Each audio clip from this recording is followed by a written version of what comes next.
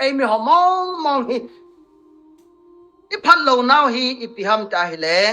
thalakin teng le ki hen hun thalakin po ai le tim namun chara ki chat hen hun a hi wanga anil ha lang le thalkin a ki chai le koi man ma cha bol ji tala koi man kho sa talo helang jong chu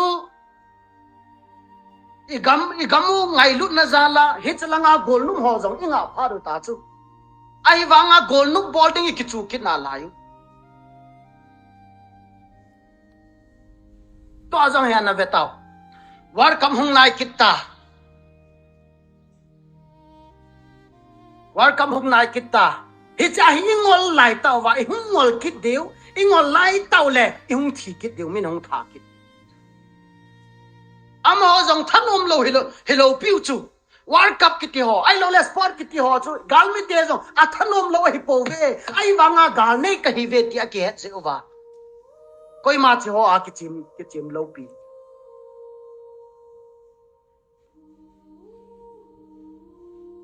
ipi ti dio to a ki cha dum pen hi gal mi te jong thu chom hi a Messi fan le Ronaldo fan hun ki kap to kit dio chana beta mai thal choi ngen hi taw chu zan ha chu Messi fan group khada si mowa mun khana ki loi pan taw jing dong thai dong le Ronaldo fan an ball kit ding thalan ki choi diu hung ki kap to diu thilong i zat ham khadi pho ki hitabang mi him mi chabai mong te hiu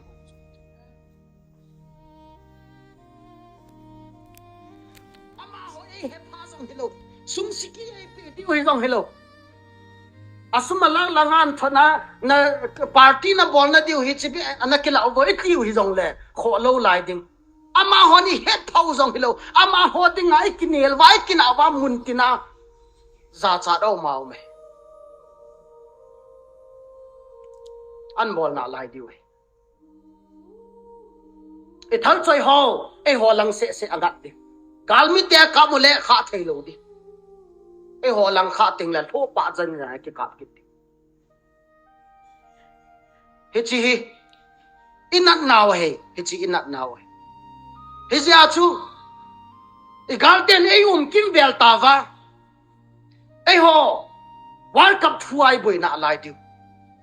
iki boi kit na lai iki na kit na lai diu khot le ke nga hung ki dal rong chu thu chom hi ya tu lai ya he gal nei easy wa thali nei tau chu athalin ki pat atama tam de hi chi cha dum pen ka taw na pen chu an bol lo diwa ka taw na pen ain la mun tinai hung ki bol de hi chi ka la chi gal mi ten khar khana in loi do jeng diu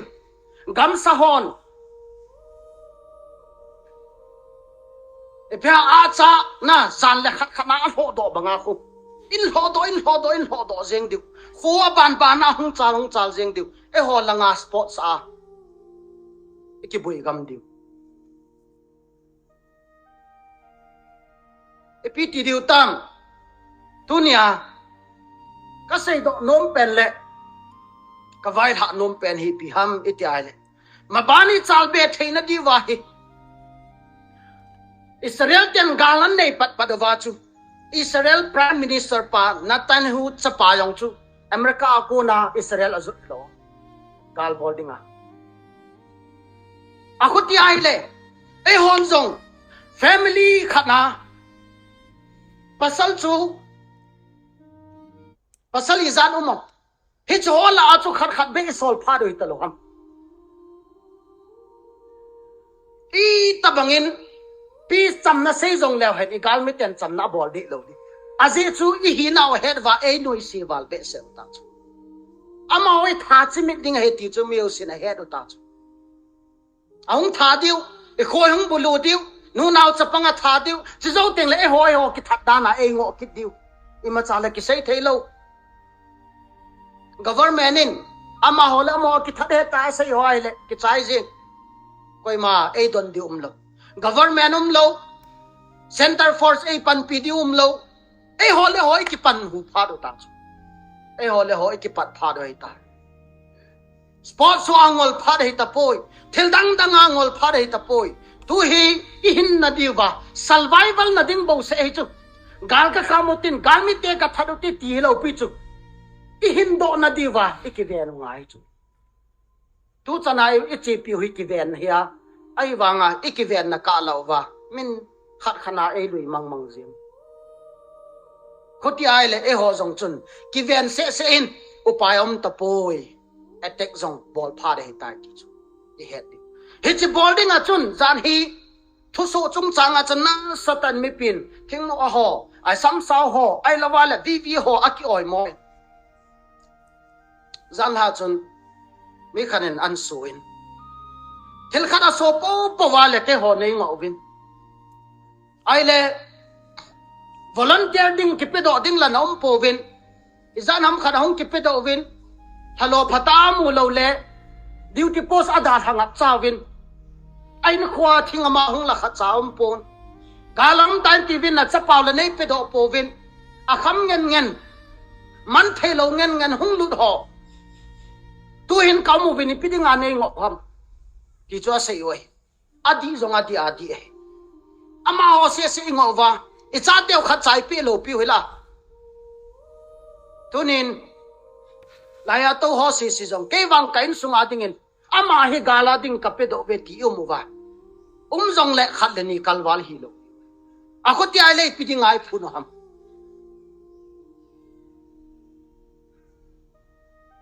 ya chu chila ya bible la hi mi phali ho zong azo chanubin galmi te lang chu anadelovin hele pathenin akyang khugun yu chu anamang chan galte anazamovin gal zona namang hin ki hin sona namang ve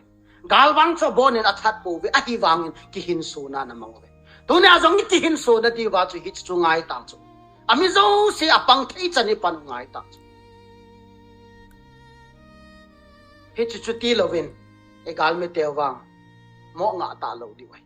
apa do wa no asa chu gal mi khatna ama athi chu anuma nom jeng ki paw maum jeng ahung ki do le akap ki tho du akha ki tho du e ho ha sat na chu a chiu jong na akap kha ji lo ji ba khu chi nom lo koi ma jong thanu i kap khat i doi khat kam sa kap jing kam sa dal jing yum diu a hin kam la sai de lai la sai kap ti nei tha no bilong i lal na zo se be chu sai kap ting le i tha nom che cha jing jong le chi ding ki tom ai ho chi ka wang wa ki khat thei lo i ja chu i tha nom lo ama chong kap seu la khaw wa ong seu le in hal thei je wa chu thanom che ji oi hitsana chu thanom mai ta je wa chu anga ana dingum lo wai je chun i pi bol do ham chalaya ho ta banga hi mi family ho ta banga hi tunin dong izo chanuvin sa te sol thei le sol u te igam hu do na dinga sumla paye pan thei le pangute na satai echa hi ikitil khowa amma bani sot be lo wa hi le langa hi heta hi umum wa hi le hin ipun wa le hin helanga bol ho jong khu ni kho khan le thasi ni kho hum ding anga ho jong hum thasi ni khom ding ai zo chan wa til kho wa ke thopi thei ke thopi wa chuting le sol thei jong i sol wa na sata panala lo wai le igamu he min atuk pen tha chimit ding ati bai ung nai ba je chon je bible changa ko na neo cha nam thu ai lo wai le ei se ding a lom choi poi pathen na tonga ki hin mi tha ding mat ding gal kun ding ti ho hi pulpina se ding a jong kilom choi poi a hi wangin bible to ki to hi ja chu te ka na neo khat kan pi hin na satain pangkho motin ima cha hilo min ima cha mu lo lepers ho na sata pathin na man cha the de e ho a hat lai khang tha hat lai ho jong na satai man cha the we ama sa thu sei pan Joelin professor Joelin na sei ta chula itiam thu jong ki sei thei ta lo pakai su Krista thing cross a het be dinga apui lai wa adi na jong sei thei lo a them na jong sei thei lo chi ta bang banga chu ai ho jong tu a he ati sei jong le mina zo he ta a sei ai le government and am ho sei zo angai ta a je cho am ho government to ki thu pa ai ho ai pan pi dium ai ho le ho ki pan pi lo wa le la ya ho hin I to den wa jong la ke lai thi diu I che wa jong I thi tho tho den thina na ding chui gal mi te lang zon tau te ti I thi tho di wai tai le gal mi te chu I zo do wa I chan ge ham khana I zo chan wa pane la wa phano ham ti chu I ga sei do he ten pulpit na sei ding ma lom lo I sei khau bai le pathin e ngai da mo han lang ama wang khalani I sei khau bai le ta sal hagawa kitil kho na dingin pathinin phathei bo pi chan chu tan de ka ki pai